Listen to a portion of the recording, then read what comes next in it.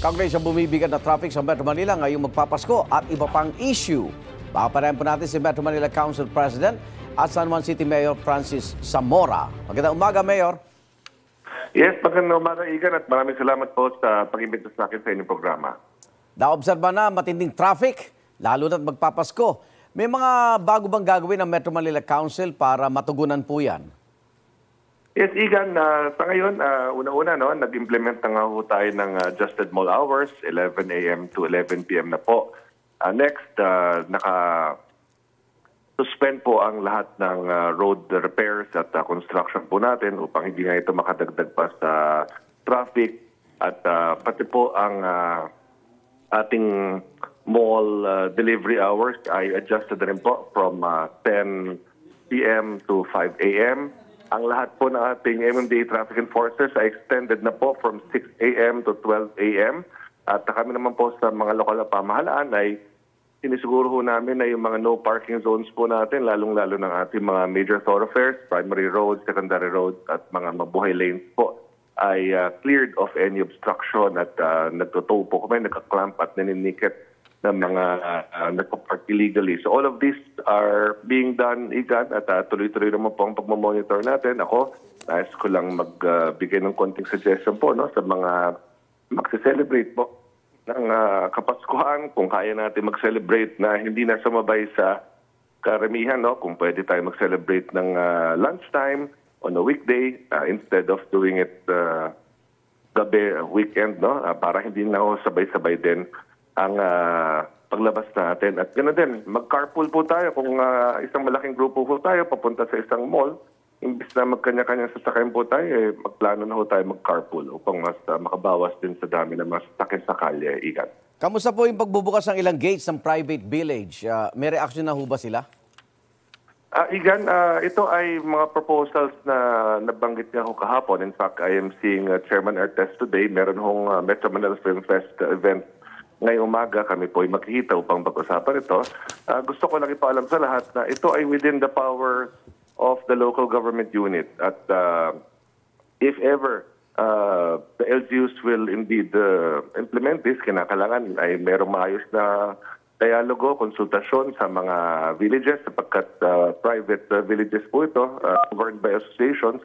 So kinakailangan ho ng maayos na konsultasyon. At dapat aralin din, Igan, kasi hindi naman din lahat ng villages ay tumatagos sa major thoroughfares. So the LGUs will really have to study carefully kung indeed makakatulong nga sa daloy ng trapiko yung pagbubukas ng specific villages na yun. Dito sa San Juan, Igan, gusto ko lang bahagi sa inyo, itong kalagitnaan ng 2025 ay binuksan na ho namin yung Green Hills West Crame Connector Road which bypasses Ortigas, Santolan, Boni Serrano, EDSA to go to Green Hills, specifically sa Green Hills Shopping Center. So yung dating mga 45 minutes na ikot, ngayon kaya na in 5 minutes.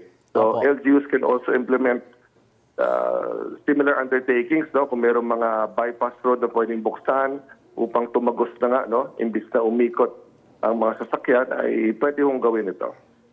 Meron bang pag-aaral o paghihigpit sa mga e-trikes, tricycle, motorcycle sa major roads, Mayor? Yes, Igan, ang Metro Manila Council ay naglabas na rin ng resolution months ago. Tuloy-tuloy naman po ang implementasyon nito. At we are monitoring the implementation per LGU. And again, bawal ho yan talaga sa mga major thoroughfares. Wag na ho tayong sababay sa mga malalaki sasakyan, kung tayo yung mga e-trikes, e-bikes, isipin po natin na kaligtasan natin na itong pinag-uusapan dito at delikado po para sa atin yan. So dapat talaga ay doon lang tayo sa mga secondary, tertiary roads designated by the LGUs para sa mga ganitong sasakyan. Ilan ho sa inabot ng 5 oras itong Marcos Highway hanggang Sumulong, wala bang pag-aaral? Kasi ang naobserbahan po ng motorista, yung ating mga malalapit na U-turn, punong-puno na po kaya walang galawan.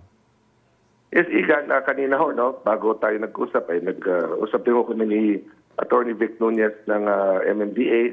Pagkakaroon po sila ng pagpupulong ngayon with the heads of the LGUs within the Rizal, Pasig, Marikina area.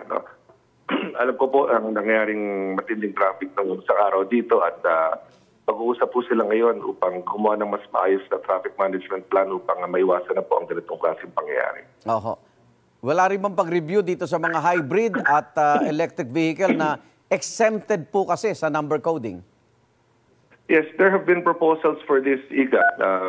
Ngunit wala pa hong concrete discussions as of now. No? We will discuss in our next the council meeting. Meron ng mga bagong proposals nga po, no, sapagkat dumadami nga po ang bumibili ng ganito mga sasakyan. At kasalukuyan po silang exempted po rito. So we will have to review the data, Igan, kung gaano karami na bang mga sasakyan ito. At on a monthly basis, ano ba yung average number ng mga bagong hybrid at electric vehicles na binibili. At aralin po natin mabuti, Igan, bago rin tayo magsagawa ng bagong polisiya para Pero dito. may pag-aaral po na sobra-sobra na ang sasakyan sa kaya ng mga kalsada. Wala naman pong bagong kalsada, Mayor. Well, actually, malaking bagay talaga ang ating subway system. Ngunit medyo matagal-tagal pa po talaga ang Igan. Ano? But we really need new infrastructure. Ito, subway system, malaking bagay yan kapag talagang tuloy lang matapos. Itong mga ating skyway, ating mga connector roads, malaking bagay yan. Igan, dati, never natin na-imagine makakatagos tayo ng NLEX to SLEX through a long bridge, pero nandiyan na yung ngayon. No? So, let us plan for more infrastructure like this, gaya ng mga connector roads po natin, itong skyway. At again, yung mga bypass roads, no? Itong binuksan namin connector road po, no? Napaka-simpleng undertaking na ganyan, Igan.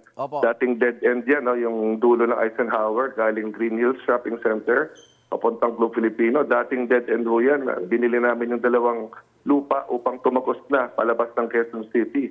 So, pwede hong gawin ito ng mga LGUs na mag-expropriate ng mga lupa na magbibigay daan upang mabuksan nga ang mga dead end at makatagos palabas para nga ho magkaroon ng additional passage ang mga sasakyan natin, no? At hindi na mag-ipon-ipon ng traffic.